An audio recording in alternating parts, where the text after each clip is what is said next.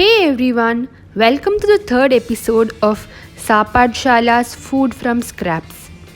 Previously in this series, I had made two dishes using watermelon rind.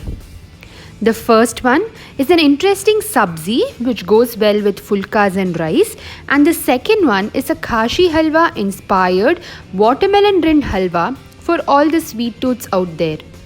Today, I've come up with another interesting recipe, watermelon rind kofta, with basic and very little ingredients easily available in our kitchens. Let's see how to make this restaurant style dish minimalistic but without any compromise on taste.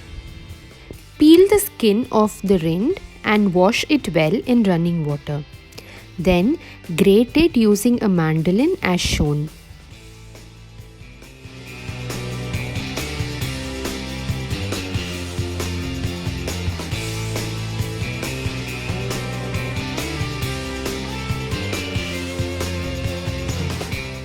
Now strain it and squeeze all the excess water off. This step is very important as it makes the kofta very crisp and prevents it from being soggy. Now these are the ingredients required for making the kofta balls. Now in a mixing bowl, add the prepared watermelon rind, some coriander leaves, 3 tablespoons of besan or Bengal gram flour, turmeric, red chili powder, salt, coriander powder, grated ginger, and give it a good mix. Remember, the moisture in the watermelon rind will be enough to make the kofta balls bind and form a dough. Also, into the dough mixture, add 1 teaspoon of oil and bind it all together to form a dough for our kofta. To make our watermelon rind kofta, divide the prepared dough into equal portions and make small roundels out of them. You can deep fry it, shallow fry it, or bake the koftas. Or you can fry them in an ape pan like me. But because we have added besan, it will take a little longer and you need a lot of patience to cook it this way. You could also add boiled potatoes in the dough and reduce the amount of besan to make the koftas. This way, you can just consume it as evening snacks and it will be a delight to your kids and for yourself.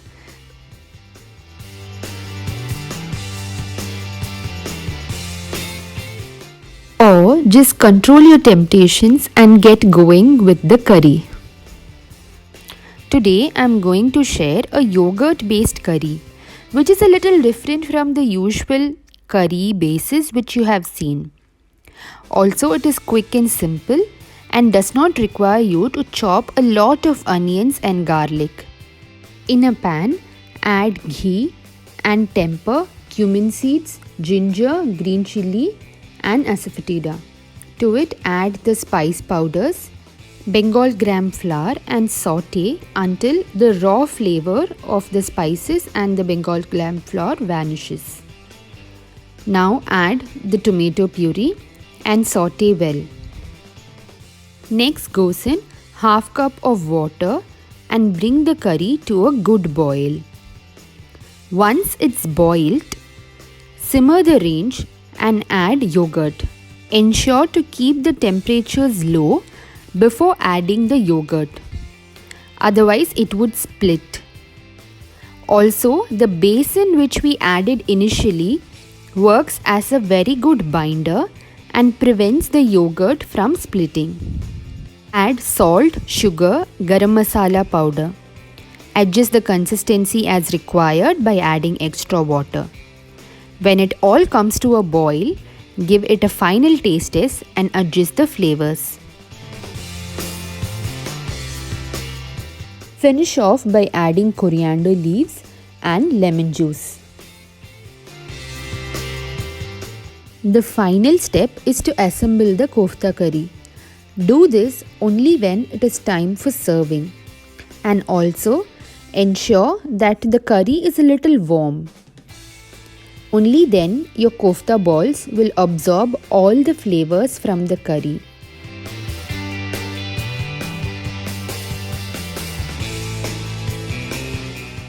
Serve it with some hot fulkas or rice by the side.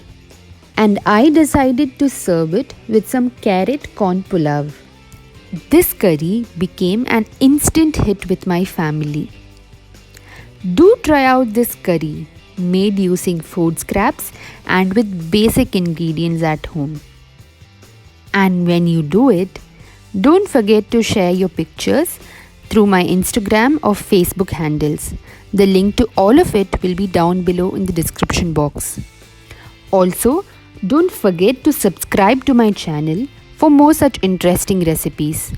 Until next time, happy eating!